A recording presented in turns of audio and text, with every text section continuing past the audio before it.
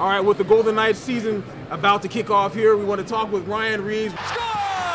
Ryan Reaves on the rebound! One of the more popular players on the team. Reavo, first and foremost, man, like how excited are you for the upcoming season? I'm beyond excited. We got a lot of unfinished business. I think everybody in the team knows that. Everybody in the city knows that. We got a couple exciting games to open it up with, so I'm ready to get going. Now, as far as like you guys are playing the Sharks, obviously you got the home and home going with them.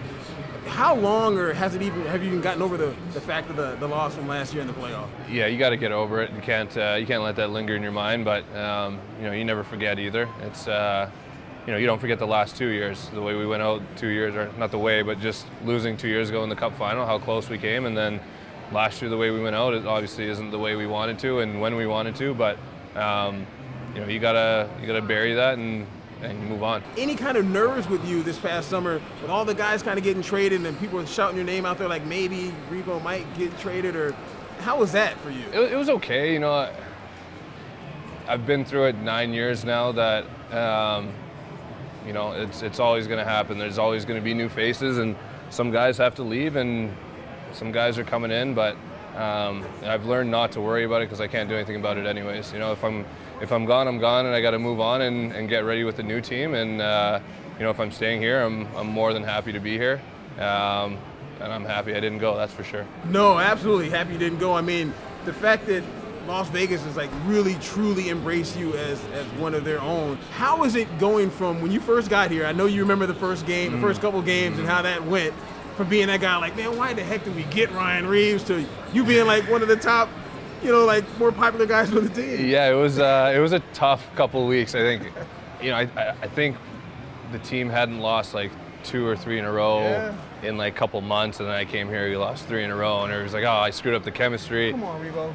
Yeah, I know, and I do apologize from the bottom of my heart, but it was nice that I won the fans over, that's for sure, because it would have been a bumpy road for me. No, it definitely would have been. Do you ever think about that? Like, man, I can't believe that I'm literally like one of the more popular players on this team. Especially after the start, I think it's I'm happy it happened, but after the start, I didn't think it was going to. That's for sure. What was the first thing that went through your mind when Pittsburgh said, you know what, we're sending you to Las Vegas?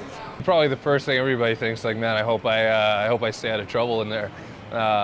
Hope I make it out alive.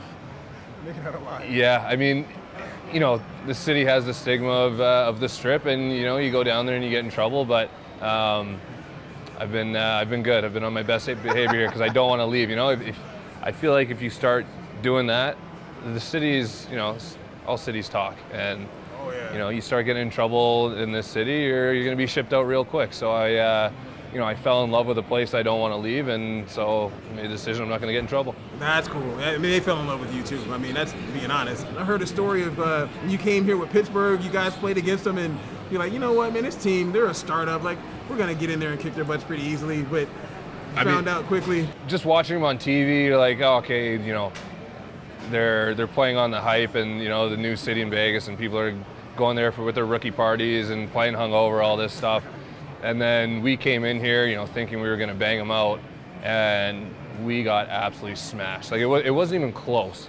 And I remember, we had nothing. We had nothing. And I remember we got into the locker room after, and we're just looking around, and you could just tell everybody's like, man, these guys are legit. Like, this is not a fluke. This isn't like a 1-2 month thing. These guys are legit. All right. Now, what were your first thoughts when you heard the Vegas-born fans? Because, I mean, we've all talked about that. I mean, you get those questions all the time. But the first time, I guess, in a Golden Knights uniform, when you heard that cheer for you. It's chilling. Like, you just look in the crowd, and it's just like a big party. And it's tough not to have a good time playing at T-Mobile just based on the crowd alone, because it's, everybody's having a party, everybody's up, they're dancing, you got the drum line. Like, the drum line's my favorite part. I love the drum. I used to be a drummer when I was younger. Okay. But twirl the stick? I used to be able to. I could do like a little flick and a little twirl, but I wasn't like, wild with it. Okay. But yeah, it's, I always say this, the standard of sports in North America is now set by the Vegas Golden Knights. I've never been in a better atmosphere in any sport. So, that's saying a lot. Wow, I'm dubbing it the summer of Reavo. I mean, the summer of Reavo. Yeah, well, yeah. I was a lot of places. You were everywhere.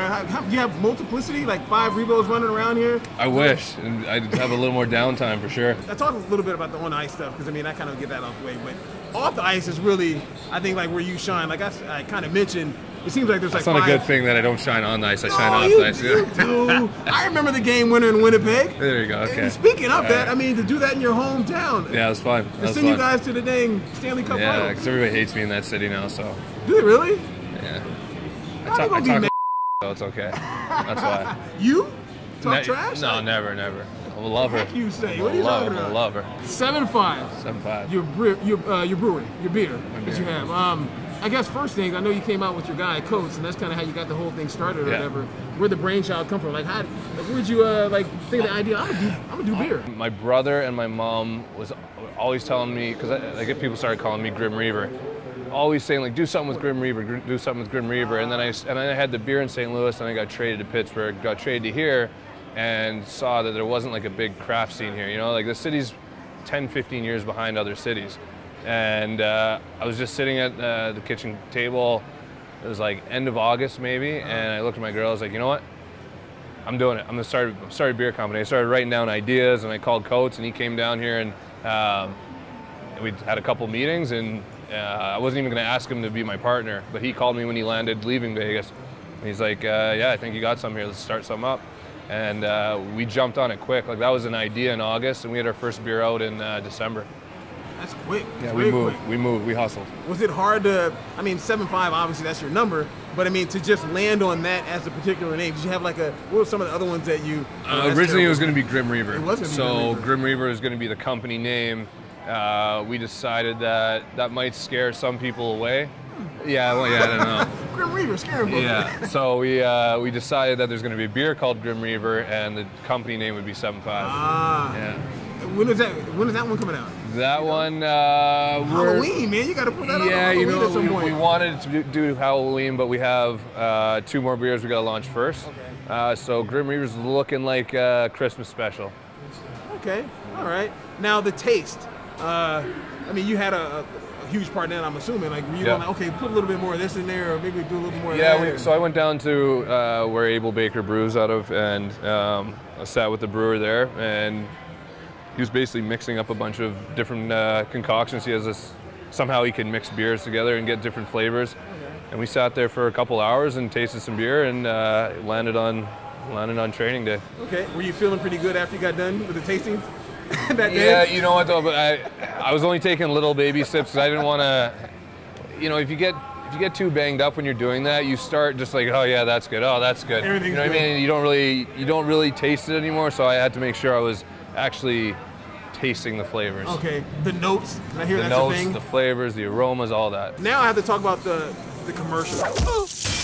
Reality check. The commercials everywhere. The billboards are everywhere. The commercials everywhere. I mean, how? I'm a big water guy. Big water guy. You're a big water and beer guy? Big water and beer guy. Well, the main ingredient in beer is water. This is true. Yeah, so I need to conserve the water so I can make more beer. Man, see you're what I do? I'm a businessman. I see what you did there. So how often do people come up to you, woo, reality check? That, not so much. Really? It's more, people always come up to me and say, hey, I've been watering on Sunday, haven't seen you. And it's like, you know what, if every single person says that to me, I'm going to be a busy man on Sundays, you know what I mean? Okay, yeah. But that's what most people say. You should slap that person. I really should. The next person that says it's going to get slapped, so just keep that in mind. That's the promo that we're going to get slapped. So when you first saw the finished product of the commercial, you think, oh, that's okay, it's not going to be, it'll be all right. But then, I mean, that's literally you know what, I actually thought it was pretty funny when I first saw it. I've never done any acting, and you know, the director and the people working there is like, oh no, you're kind of a natural. And in my head, it's like, oh, they're just saying that. But it got kind of popular, and I thought they were pretty funny. I mean, I think the first one was the funniest for sure, but you know, maybe I got an acting career later. You never know. Wow, this guy. Just a young Denzel, huh? What? A young Denzel. Well, when I'm done hockey. No, not right now. Man, as if Ryan Reaves is not confident enough. A young Denzel. Come on. Gathered here to watch Laura and Justin rededicate their love.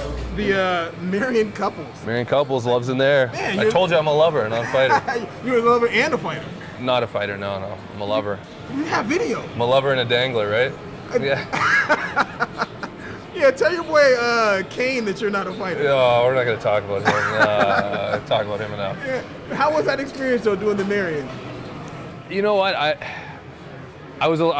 believe it or not, I was a little nervous going into it because I'm not like, this kind of stuff is easy for me, off the cuff stuff, but when I have to memorize something, the second I forget one thing, my brain goes in an absolute pretzel and I forget everything. So I had this speech written out. I went in there and I thought it was going to be this huge crowd, and I poked my head and there's only like 30 people in there, so I like breathe a little bit better. And then, you know, the groom wasn't in a suit, he was just in like a nice collared shirt, and so it was a little more low key, and I did all right. All right. Yeah, I think the acting career is going to be before the marrying people. No young Denzel? No, what? Yeah, young Denzel. Not before the marrying. Yeah, Denzel's not marrying anybody though. Okay, no, you're right. Get him out of there! How much fun was that charity softball for the Tyler Robinson Foundation? It was a lot of fun. Yeah. I got walked 3 times. I wasn't happy about that. Yeah. Because they saw me before. I was dinging them out of the park, so they didn't want to pitch to me. Is that what it was? Yeah, trash. Absolute trash. Walked 3 times. You did. I've been meaning to ask you this for the longest time. I might as well do it on camera. Because I've been haunted by this. And you remember I was on your team. I got picked off at first base, which was horrendous. Worst play, that play or the penalty when you first got to the Golden Knights? Those penalties? Yeah. Oh, I thought you were going to say the penalty against New Jersey last year. That was by far the worst. Really? Do you remember that? The one when you knocked out old boy? No. I took a tripping penalty, and we were up like in the last, I think there was like 3 minutes left. So I took a tripping penalty, went into the box, whatever. That wasn't bad. So then I come out, and they're in our zone, so I got to go play D zone, and they pull their goalie. I get the puck, and the crowd goes crazy because I already scored that game. So the crowd goes crazy, like, oh, Reaves. I can hear him yelling Reaves. And I don't know what happened. I think I blacked out for a second, and I just shot the puck. Oh! And that puck, like that puck, literally, it's like it had wings. It went like this, and it just went, and it didn't even come down. I think it's still going right now. They're gonna have to dig it off the top of T-Mobile. Like it just, and I saw it go, and I was like, oh damn. And they probably showed me in the box. I was like this the whole time. I do remember that. Oh man, that was probably the most embarrassing thing I ever done in hockey. Really? That was so bad. It was so bad. I'm sweating just talking about it. God, I remember after that game asking your teammates. I think I asked England this about like, please tell me you're going to give Reavo some grief about that play. And it was Tuck. I asked Tuck about that, and he literally started laughing. He could barely answer the question. Did they give you a lot of grief for that? They had to. Yeah, a little bit. Because you guys won the game. Yeah. So I mean, as long as you win the game, penalty kill is hell of a thing. Okay. All right, man. My God. Thank you very much. Anytime. Reavo.